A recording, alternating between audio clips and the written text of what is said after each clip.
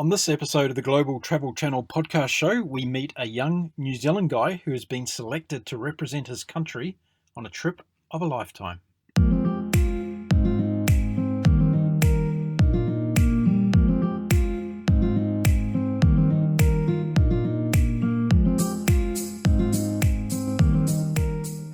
Hello and welcome to the Global Travel Channel podcast show. My name is Mark Philpott. On the show, I talk to people from across the world about all things related to travel, from amazing adventures to inspiring stories to the not so well known destinations. We cover it all. You can find all of our previous podcast episodes on our Global Travel Channel website by visiting www.globaltravelchannel.com. You can also download them from iTunes, Stitcher, Google Play, iHeartRadio, Spotify, and a host of other locations that are all listed on our website. The Global Travel Channel is a collaboration between travel writers, photographers, YouTubers, podcasters, and bloggers from across the world. We bring you information that we hope makes your next travel experience an awesome one, no matter where you decide to travel to.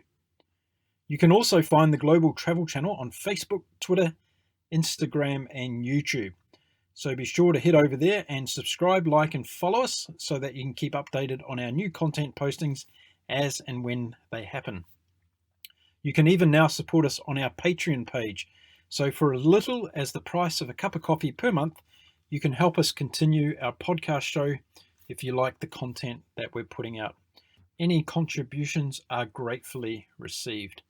Now, let's get on with today's show. I wonder what the farthest you had travelled around the world was by the age of 20. On today's show, I'm going to be speaking to a young man who is about to embark on a trip of a lifetime. His name is Jordan Stewart. Jordan, welcome to the Global Travel Channel podcast show. Oh, well, thank you for having me. It's a pleasure to be back again. And for those that haven't listened to you the first time round, you better tell everybody where you are tonight. So I'm in Tauranga, New Zealand. Tauranga. Yeah. Got to make sure I pronounce that right. I was told off last time by your mate about the way that I pronounced the... It's actually meant to be pronounced Tauranga. That's right, yeah. I don't pronounce it correctly myself, so... I've had sleepless nights as a New Zealander by not pronouncing that name correctly. But anyway, welcome back to the show, and I'm really pumped up to have you back because we're going to be talking about a really exciting thing today. For all of those people that are listening, we're going to be talking about a special project that Jordan is now part of, and he's actually representing New Zealand as part of this project. So, Jordan, rather than steal the thunder, I'd rather hand over to you to talk to the audience now about what the project is and what you know about it so far. Okay, so first of all, I just want to say that I'm super excited to be actually a part of this because it's kind of like a once in a lifetime sort of opportunity, especially at my age, like before, like having like a decent job, having a lot of income, I can actually get away and actually do something like this. Basically, the project it's called the Great Loop Project, and it's being started up by Mark, and he has this vision of doing the Great Loop, which is a 6,000 mile loop around the USA, or not the whole way around the USA, around the eastern side of the USA and also parts of Canada as well. So basically it usually takes around a year, but we're going to be doing that for possibly 2 years or more. And that is because we're going to be filming a documentary at the same time. I'm super excited because I've never been a part of something this huge, and also the fact that I've been selected as New Zealand's representative for this, it's a huge honour as well. When your mates found out about this and you were talking to them about it for the first time, what was their kind of feedback to you about this? I guess they'd never heard of what the Great Loop was, so you've been spending a lot of your time explaining actually what the Great Loop is that right? Yeah, for sure. Because for most of my family and friends, they didn't know about it until they saw the post that I was tagged in on Facebook. So it was basically just the first post was the one just announcing that I was coming on board and being part of the team, and then everyone was seeing it, everyone was messaging me and saying, what's this, what's going on, that sort of thing, and then kind of explain it to each of them, and then my video dropped after that everyone saw that, and it kind of explained a bit further what the whole idea with it was. And yeah, so basically no one knew about it until I started seeing the posts on social media. Now, the Great Loop in itself, and as you know, I haven't done the Great Loop myself, and it's one of my bucket list items to actually go Yeah, over and do this trip. 6,000 miles by boat sounds like a fairly huge undertaking. Have you ever been on a boat before? I have been on a boat. I haven't. My dad owns a boat, and we've been on boat trips out in the harbour and that sort of thing to go fishing. And I've also taken the ferry across from the North Island to the South Island, Mm. but that's about as far as I've gone on a boat. Well, that trip over Cook Strait, for those that are listening who haven't been to New Zealand, is one of the most notorious stretches of waters in the world. And depending Yeah. on the day that you go, depends on whether you throw up your lunch or not, basically, I think. Oh yes, for sure. That actually happened on one of our trips. Like usually, I think most of the trips I've done on that boat have been pretty calm and peaceful. But there was one time it was through the middle of the night as well, and there was just torrential rain, so everyone was kind of running outside to throw up over the side of the boat, and they were getting drenched by the rain at the same time. So, were you getting seasick yourself? No, I was all right. I was just sitting back in the chair watching a movie on the TV. Oh, wow. That's pretty good because that would probably throw most people off having those Yeah, kinds of conditions, that's for sure. yeah. Now, let's talk about the project itself. First of all, why don't we? You haven't told everybody how old you are. I think that's a pretty important part of this Yeah, process. so I'm 21 years old. 21 years old. Have you ever travelled Yeah, overseas from New Zealand before? only to Rarotonga. Yeah. Rarotonga. Where's that for our listeners that don't know about it? It's one of the Cook Islands, and that's in between New Zealand and Hawaii, so up in the middle of the Pacific Ocean. So that was a nice tropical holiday to a tropical Pacific island, was it? Oh, definitely, yeah, it was amazing. And how long ago was that? Coming up 2 months ago now. Wow, it's been quite a while. It doesn't feel like it's been that long. So it's rather recent, yeah? What did that trip kind of give you in terms of having your first overseas experience? Like I remember the first time I went overseas and, just getting a passport and going to the airport and going through customs and all that was a big deal, back in the day. But did you have kind of that nervous, excited experience as well for your first trip? Oh yeah, definitely. I remember getting my passport coming in the mail and sorting all that out beforehand. I had to get that done a couple months before we left to Rarotonga because I kind of left it till like the last minute. I was meant to get it done like last year, but and then got to the airport, and then when we hopped out of the plane in Rarotonga, it was just kind of like it was the middle of the night. I was expecting it to be freezing cold, like when we hopped on the plane in New Zealand, but it was nice and warm, and there was this guy that was playing a ukulele, I think, or a guitar. I can't remember which, but apparently he's there and he plays music to every single plane that comes in to Rarotonga every day, Wow, which is incredible. that's Yeah. quite a commitment, isn't it? He's been doing that for I can't remember. It was a crazy amount of time, maybe like 40 years or something. He's been doing Wow, that for every single flight that comes in. extraordinary. That's Yeah, the guy should put out a YouTube video, definitely. make himself a star. What was it like in terms of engaging with different cultures and stuff for the first time outside of New Zealand? And obviously there's a lot of Pacific Islanders that live in New Zealand, but it's very different when Yeah, you go to visit their own country and see them in their yeah. own surroundings. How was that experience for you? Well, it was definitely, I think, a good start with going to Rarotonga because it wasn't a huge culture shock, especially because a lot of the locals are very similar to the people in New Zealand as well, and they all know New Zealanders. That's kind of like the main tourists that come to Rarotonga are New Zealanders, so they all know who we are and what we're like and that sort of thing. So there's no culture shock or anything like that, but it does show an entirely different way of life, which is quite cool. Are you the type of person when you travel that you're very open and want to speak to everybody that you meet and find out about their life and stuff like that? Or Yeah, because we stayed in a backpackers and we got to know all the other people that were staying there as well. It was quite a cool experience. So it gave you a bit of an appetite for obviously traveling some more. Yeah, definitely. So let's talk about this particular project. And you mentioned during your intro to it that we're going to be making a television series about this. And I'm interested to know what aspects of that particular part of the project interest you. Yeah, so I think I remember back when I was actually talking about it, I mentioned it was just a documentary, but then you mentioned it's a television series, and what it is going to be multiple episodes, isn't there? I think. Yeah, so that's going to be super exciting. It will allow us to squeeze in a lot more information and just fun activities and stuff and experiences that wouldn't be able to fit into just one video. So that's super exciting. And also, I kind of look forward to being a part of being in that video, like kind of helping maybe like plan things that are going on and that sort of thing. And maybe even I'll be able to film a few things here and there as well, because we are still looking for a videographer that will be taking on the full role of filming the documentaries itself. Yeah, in fact, there's a number of things happening around at the moment in terms of I'm in discussions with a couple of film schools in the United States to see whether they're interested in getting some of their students to participate in this project, which will be quite cool. But none of that's been none of that's been confirmed as yet. But those are the kinds of things that we're looking at. So, if you're listening to this podcast and you're sitting somewhere in the world and you've got an interest in videography, and you want to be part of a life-changing adventure, which this will be no doubt for all of us, then get in touch with us, because we'd love to talk to you more about what we're trying to do. Don't get put off by what Jordan said in the beginning, that it's a 2-year or even longer venture. We're actually accepting people to come for minimum amount of time, let's say 3 weeks. We think is probably ideal for people to come and go.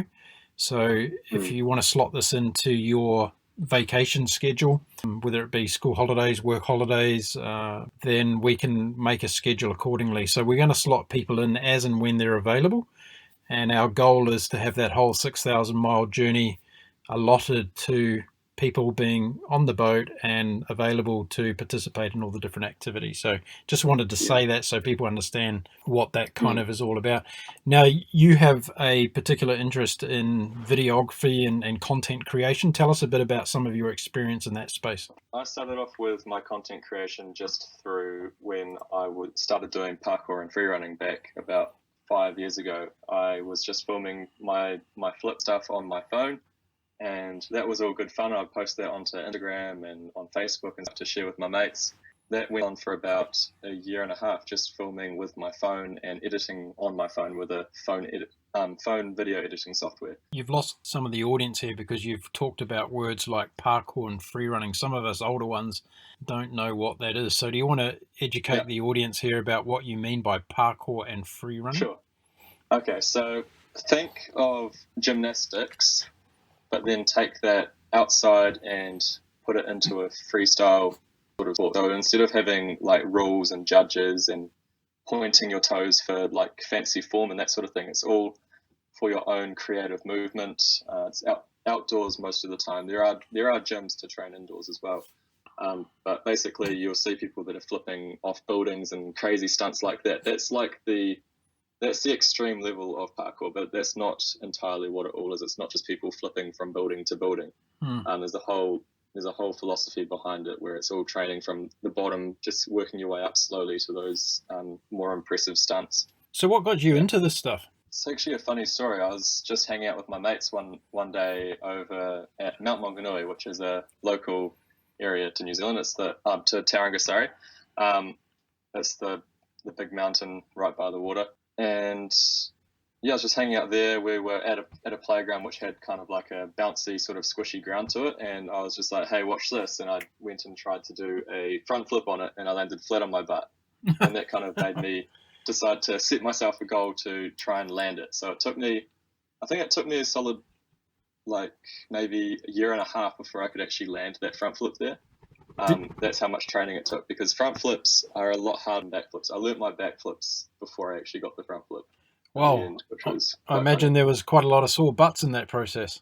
Oh, yes, definitely. Yeah. I don't want that to be one thing that you're teaching me while we're on this trip. I don't think that... Well, I've been coaching parkour and freerunning for 3 years now, so I know the safer ways to learn it now. When I was learning, I had no one to teach me, so I kind of just learnt from failure, I guess. Okay, so I can teach people how to do it safely if you wanted to. Yeah. So you've been making videos about your activities around parkour and freerunning, yeah? And putting those on YouTube, I guess, yeah? Yeah, that's right. And I did that for about a year and a half, and then I decided I wanted to get a little bit more serious about filming it. So I bought a GoPro off my brother, and I used that for about a year and a half as well. And just film stuff and started uploading videos to YouTube, more longer form, and trying to add a little bit of a creative flair to it. So not just filming like a flip and then another flip sort of thing. I tried to add some like cinematic stuff showing like a storyline in a way, if that makes sense. And I did that for a while, and then I bought myself a like a bigger camera. So that's a DSLR or a mirrorless camera, ones that you can actually have interchangeable lenses and that sort of thing. It allows you to get different angles and different viewpoints of you so. I got that about a year and a half ago, and I've been using that ever since. I still use my GoPro every so often as well, though. Okay, brilliant. Yeah.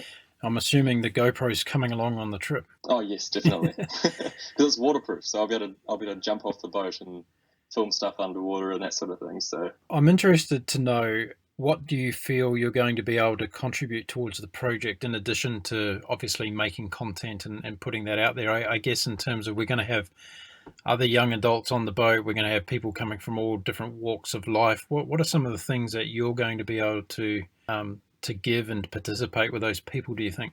So something that I really want to try and push for these other young adults that are going to come on the boat is just try and push them out of their comfort zones, because a lot of people these days are kind of just happy with what they're doing currently, and they just kind of sit in that comfort rather than learning new things and pushing themselves to do more. So I really want to try and push them to try new things, and that's one thing I really want to do. Has that been an attribute that you've always had as a person? You've been somebody that's always wanted to try new things? Not so much, not until I started doing parkour and freerunning. Before that, I was more like a inside sort of kid. I never played sports or anything like that. I think it really got me out of my shell and kind of showed me that I could kind of do more with my life. We're going to be transiting two amazing countries on this trip, being the United States of America and Canada. And I remember back to the first time that I went to both of those countries. What expectations do you have from just what you might know through online and media and everything else about those two countries? What are some of the things that you're really looking forward to about the United States and Canada? United States, maybe the food. I don't know, like there's lots of like fast food places that aren't in New Zealand, like there's like the Taco Bell and all of that sort of thing. Yeah, I think there actually is a Taco Bell coming to Auckland next year, so that will be interesting. I'll be missing that because I'll be in America eating Taco Bell anyway. It's going to be really interesting when I tell you the boat's going to be vegetarian. Oh, really? No, I'm joking. That's right. I'll have to just hop off the boat to eat my Taco Bell. Okay, so the food, you're looking forward to the food. That's one thing. Yeah. What else are you looking forward to? Like a lot of the stuff I've seen from Canada is just like the snowy mountains and the beautiful blue lakes and the snow and that sort of thing. But I don't know if we'll be crossing past those parts of Canada, so I don't really know too much else to do with Canada, really. Yeah. Oh, well, you're going to have to do a bit of reading and research before you go, so that you've got a little bit more understanding. What are some of your biggest fears about this trip? Do you have any fears about this trip? I don't really get worried about things too easily. Often I just go for it and then kind of learn from it. If it's kind of bad in the end, like I just kind of like learn from the experience rather than being worried about it going into it. That's kind of how I've always been with life. What does your family think of this opportunity for you? They think it's a great opportunity. You've got brothers and sisters? Yeah. And are they jealous? Yes. So I've only heard one of my brother's thoughts, and he's my brother that is currently working down at Mount Ruapehu at the ski fields. So he's one of like the adventurous type as well. So he likes to go out and work in different places and see new things, that sort of thing. So I think he's quite jealous of this. Okay. Well, I'm sure as time gets forward, there's going to be a lot more people that are going to be jealous as well. Yeah. What's your view in terms of the kind of style of content that you want to create to share with people that are going to be following the journey that you're on? What's some of the ideas you've got around that? Yes, so I don't think it's actually been mentioned in this podcast yet, but my kind of role in this project is to be filming regular vlogs. So if you don't know what a vlog is, it's you probably know what a blog is, which is like a post on a website where it's just writing, telling a story sort of thing. So a vlog is a video version of that. And basically that's what I'm going to be doing is every couple of days sort of thing, I'll be creating a vlog just kind of showcasing the behind the scenes of not just what the life is like living on the boat going traveling the Great Loop, but also showcasing the behind the scenes of us filming the documentary and also working with all these other people that have come in, the youth people that are coming in as well. Mm-hmm. So it will be super exciting, especially because it's something that is coming in recently. It's not something that the older generations really think too highly of, I guess. They kind of think it's a bit gimmicky and silly sometimes. But at the same time, it is what most of this next generation is consuming. Like when they get home from school, they're going to hop on YouTube and watch a bunch of vlogs. So it is the content that's coming in with the next generation. So I think it's definitely highly beneficial to have that form of content showing on to do with our project, because like I think the more types of content that we have, the better, because you've got your podcasts that's reaching a different audience, mm-hmm. and then we've got the vlogs which will be reaching a younger audience, and then I think we're still planning on getting a photographer as well. Yep, and that's right. Yeah, so there's lots of different forms of content that we can create, and I think the more types of content we make, the better, the wider the audience we can reach. Mm. Yeah. I think you raise a really good point, and while you're saying this, I'm actually thinking that we could probably rename the project, because it's not just about the TV series. There's so many different dimensions to it. So maybe we need to come up and we can ask our listeners who are listening to this, given the fact that we've got such a multi-dimensional project that we're going to be undertaking here, where we've got a TV series production, we've got regular vlogging from the boat, and also off the boat. You know, there's so much to do and see. Yeah. With the history throughout America and also Canada. There's going to be the townships that we visit and all of the aspects of those townships. And you've already mentioned the food as being something you're interested in. Well, there's going to be all kinds of different cuisine that we come across along the way. Yeah. There's so many different aspects to this. So to have a photographer, to have a vlogger, to have the TV crew, it's going to be extraordinary. So I think we probably need to come up with a new label for this, for whatever it is. Yeah, we can call it the Global Travel Channel Great Loop Project, I think, and just leave it at that, because it kind of, everything that comes out of it from there. But if you are listening, you've got some ideas, throw them our way. We're happy to consider anything at this stage. We're not locked into anything at this stage. That's probably a good thing. How do you think this is going to impact your skill set when it comes to content creation? I think it's going to benefit my current skill set in a huge way, because it's going to be pushing me to create a lot more content than I usually do. So the most I've ever done is about maybe 3 videos per week, and I did that for 10 weeks straight. But if I'm on this project for 2 years and I'm kind of like, that's my main role, I know that I'm going to be able to push more content than just that for 10 weeks sort of thing. I'll be doing it for the whole 2 years, and I believe I'll get a lot more confident in front of a camera, and just with talking to a camera and everything in general.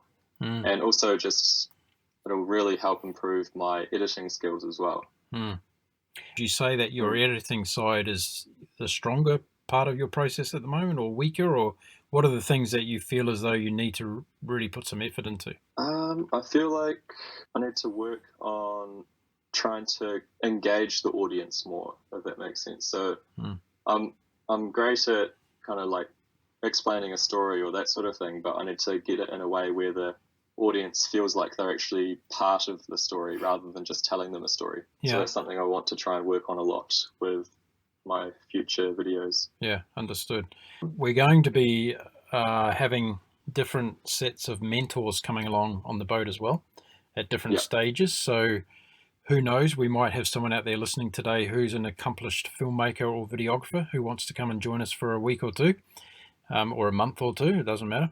And that's another way that we want to add value to this whole process for the young adults on board the boat, is to have them buddy up with somebody who's a so-called expert in that particular field.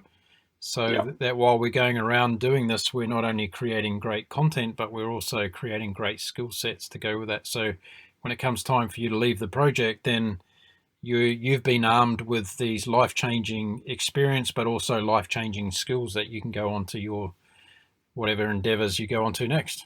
Have you given much thought, even prior to finding out about this project and now being accepted onto it, have you given much thought to where you want to go with your content creation in the future? I definitely want to get it to the point where I can make people question what they're doing with their life. That's like a really big thing that I kind of really try and get people to think about, is because there's a lot of people that are kind of just working a 9-to-5 job or just studying at university sort of thing. A lot of my friends and just people that I know, they don't realize that they can do more with their life than just that. They kind of work for the week and then they just relax on the weekend and do nothing. So I want to get to the point where I can reach a wider audience than just the people that I know, and get people to really start thinking what they can actually achieve if they put their mind to it. You'll be fully aware as a New Zealander that the Rugby World Cup starts in Japan, and the All Blacks are there trying to do the three-peat. You're going to be New Zealand's representative on this trip. I think that's an extraordinary thing. How proud do you feel about that? Oh, I'm extremely proud about that, to be honest, because it's something that really a lot of people could only dream of getting the opportunity to do, and I'm actually getting that opportunity, and we're going through with it. So it's just super exciting to know that in only a couple months' time, I'm going to be on the other side of the world representing New Zealand and showing that we aren't just a tiny little island off on the side of the map. So that's something, is that there aren't many content creators out there that are known in New Zealand, I guess, in other parts of the world. Like, there are local content creators that are known like within the New Zealand community, but I want to try and get people around the world to realize that we're out there. That's a fantastic ambition. How do you think the local community, both in Tauranga and the Bay of Plenty area where you're from, and also the greater New Zealand community, how do you think they're going to engage with you on this project, and once they start finding out what you're doing and what it's all about, do you think there's going to be a big following for this for you in New Zealand? I sure hope so. I definitely hope that it kind of gets everyone excited and starts watching, and gets everyone excited for the end result, which is like the documentary that we'll be releasing at the end of it. I think it'll be cool to get people along on the journey so that they can kind of see the behind the scenes of all that. What do you feel as though are going to be some of the outtakes for yourself personally, at a personal level, at your age, from this trip and this project? All right, so I really think it's a great opportunity for me, because it will really open my eyes to seeing new parts of the world that I never thought I was actually going to see this early in my life. Because I've always thought about going to America at one point, but I never thought it would be this soon. And also, that's something that my mum mentioned to me after talking about this project, as she said that she was talking to one of her friends that has recently gotten back from America, and her friend said that it's something that she was entirely not expecting. Everything was different. Every single town that she went to, or every single state that she went to, they kind of talked slightly differently. They did things differently. Like, it's not all just one country. Like, everything it's all different. Parts of it are all different. That's actually something that I'm going to really enjoy watching throughout this project, is not only yourself, but the others that are going for the first time to both the United States and Canada. Maybe I need to be whizzing around with a GoPro watching your faces change and everything else. I can just imagine when you get your first meal at a restaurant and you see the size of the plate. And anyway, that's what I'm most excited for. There's going to be lots of those kinds of moments, so I'm pretty sure we're going to be able to capture all of those. So it's going to be pretty exciting. Listen, Jordan, it's fantastic to have you on board. It's an honour to represent your country in something like this. It's a life-changing adventure. We welcome the support of any New Zealanders, whether it be privately or through businesses, to jump on board and support you in any way they possibly can. So I know that between now and the time that we leave, that you're going to be doing some active fundraising and community stuff that's going to hopefully appeal to a lot of people in New Zealand to come on board and support you in all the different ways. So it's not every day that a young New Zealander gets an opportunity like this to go and change their lives, and it's going to be a great thing. How are you feeling about that side of it? Oh, really excited. So excited. Because I just thought I was going to keep on working for the next 2 years, not go and travel abroad. So, well, we're going to end it there for this podcast show. But before we do, I just want to say to Jordan, welcome aboard officially. Haven't had the opportunity to say that yet.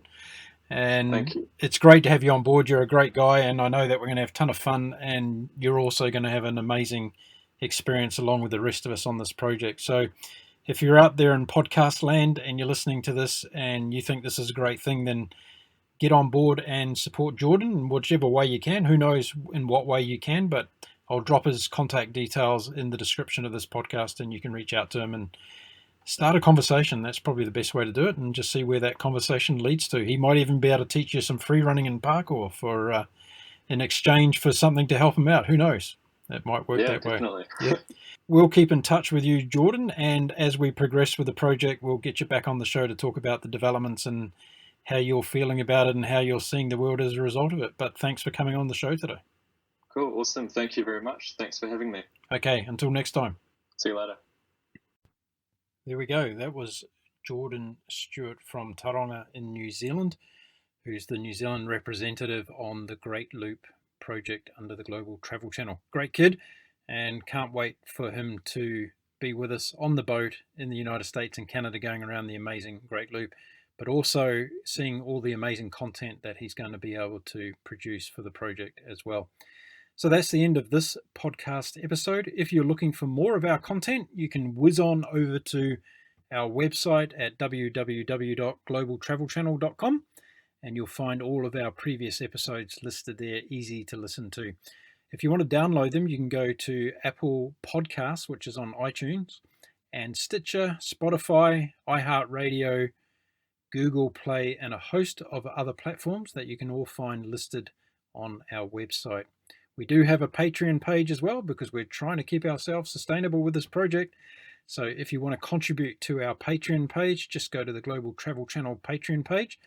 And for a price of a cup of coffee per month, you can help us keep going with this particular project. All the contributions you make are gratefully received. Until next time, my name is Mark Philpott. In closing, I wish you all bon voyage.